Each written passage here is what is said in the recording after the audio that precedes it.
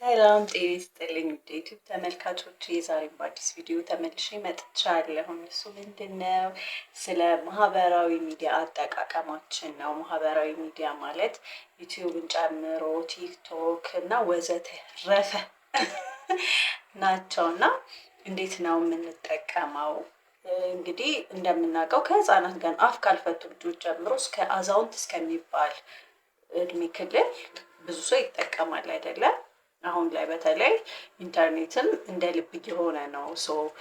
ብዙ አክሰስ አለ ማለት ነው። እንደዛ በሆነ ቁጥር ደግሞ እኛ ከዛ ከሚዲያው የምንሰማው የምናየውን ነገር መመርመር መቻል አለብን። ዝም ብሎ እንደወረደ መቀበል የለብንም። እንደዚህ ይባላል አይደለ? ጓደኛሽን ንገሪኝና ያንቺን ባህሪ እነግርሻለሁ አይነት ነገር አለ። አሁን ደግሞ አብዛኛው ጊዜ ማህበራዊ ሚዲያ ላይ እንደ ማጥፋታችን መጠን በጣም ብሬን ዋሽ እየተደረግን ነው። በተለይ ደግሞ መመርመር እንዲህ ነው እንዴ ምናምን ብሎ ጥያቄ የማይጠይቅ ሰው ደግሞ ከሆነ ሞር እንትን ይልበታል።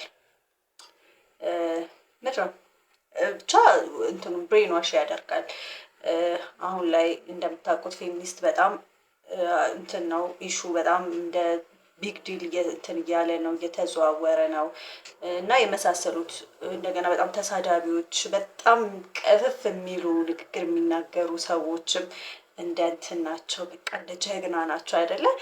እና ኖ ህፃናቶቹ ምናምን ተዋቸውና እኛ ትልልቅ የምንባል ልጅ ወልደን የምናሳድግ ሰዎች ምን ያህል ነው ተጽዕኖ እያሳደረብን ያለውን ብለን ማወቅ መቻል አለብን። እንዳልኳችሁ ወንድ ጠል የሆነ ማህበረሰብ ፌሚኒስትን እቃወማለሁኝ ፌሚኒስትን እንዲህ ምናምን ለማለት ሳይሆን ማለት እቃወማለሁ ደግፋለሁ ምናምን ለማለት ፈልጌ አይደለም። ነው አባባሌ ገብቷቸዋል።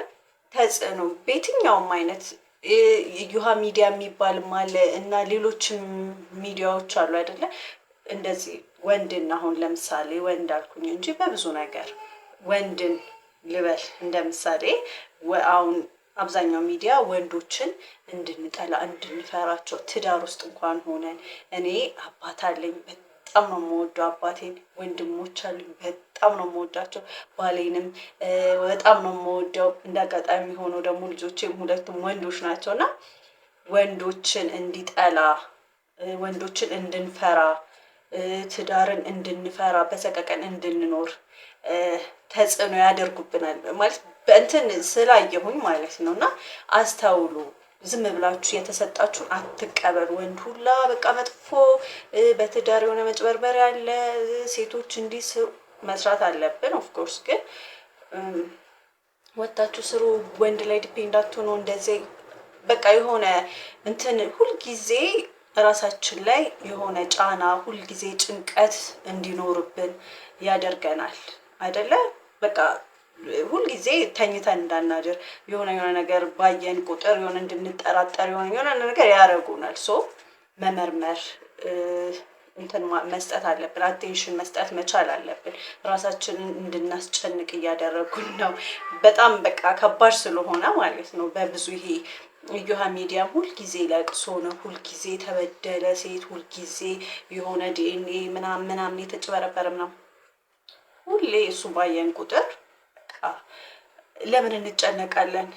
ማለት ምንድን ነው በቃ ምንም ላንጠቅማቸው እነዛን ሰዎች ለምን እንጨነቃለን? ፕላስ ደግሞ ይቅርታ አድርጉልኝ አንዳንዴ የሆነ የተፈጥረው ታሪክ የሚያወሩ ሁላ የሚመስለኝ ጊዜ አለ።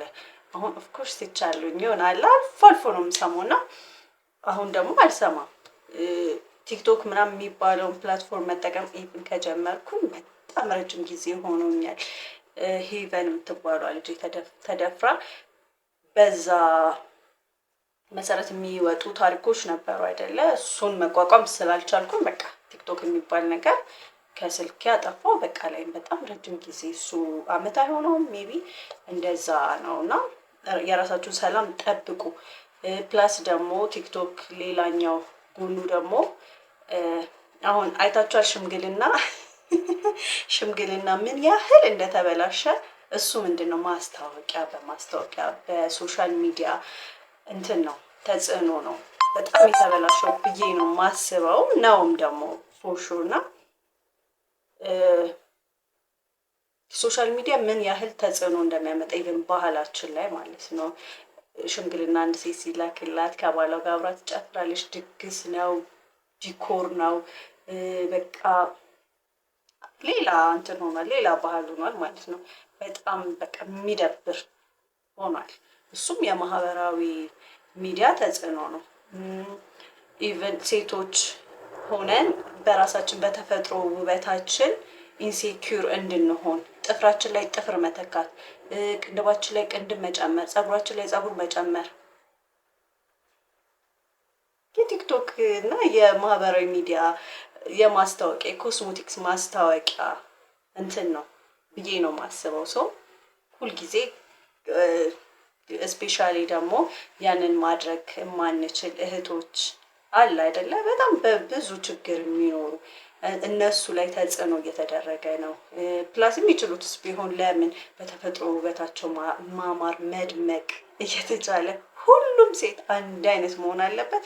ሁሉም ሴት ቅንድቧን ኦምብሬ ምናምን መሰራት አለባት? የለባትም። ሰው እያስተዋልን የምንከተላቸውን ሰዎች እያስተዋልን ተሳዳቢዎች አሉ አነ ዮኒ ማኛ ምናምን እነሱ የራሳቸውን እንጀራ እየጋገሩ ነው። ነገር ግን እኛ በቃ አልባሌ የሆነ ነገር ላይ እንድንውል ከዛ ይልቅ ራሳችንን ሌቭል አፕ የሚያደርግ እንትኖች ብሮድካስቶች ብንሰማ፣ መጽሐፎች አሉ አይደለ? ኦዲዮ ቡኮች የተዘጋጁ የሀገር ውስጥም የውጭም እሱም ብንሰማ እነሱ ይጠቅሙናል እንጂ እንዳልኳችሁ ለማስታወቂያ የሚሆን ኢቭን ባህል እስከ ማስቀየር የደረሰ እንትን ነው። ማህበራዊ ሚዲያ እንደዛ ነው። ሶ ባንከተላቸው እኛ ዝም ብለን ነቅተን አውቀን ባንከተላቸው ባንሰማቸው በራሳችን ውበት መድመቅ ወንዶችን እንድንፈራ የሚደረገው እነሱ ላይ በጣም ትኩረት ስላደረግኩኝ ነው። እንደሱ የሚደረጉ ነገሮችን ባንከተል ባንሰማቸው ብዬ አስባለሁ። በጣም ሰሞኑን እኔ እንትን እየሆንኩ እንዴ ምን እየሆነ ነው ማለት በቃ ይሆናል እንትን አይላችሁም አንዳንዴ እና እናንተም አስተውላችሁ የምትከተሉትን ነገር እወቁ። ራሳችሁ ላይ ስሩ። ራሳችሁ ላይ እንድትሰሩ የሚያደርጓችሁ በጣም ብዙ ብሮድካስቶች አሉ፣ የሀገር ውስጥም የውጭም አሉ፣ መጽሐፎችም አሉ።